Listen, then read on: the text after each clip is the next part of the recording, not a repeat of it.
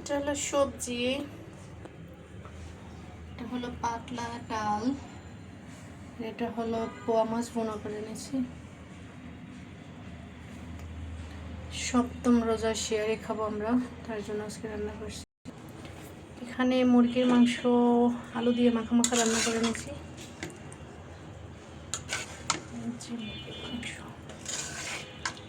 রোজার দিনে বেশি লাগে না, অল্প হলে হয়ে যায়, সেজন্য অল্প অল্প রান্না।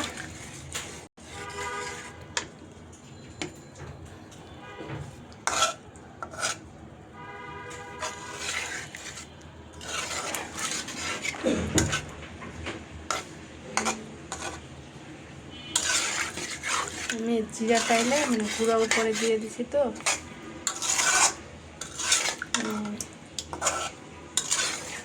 এখানে মাখা মাখা শিয়ারির জন্য রান্না করে নিচ্ছি।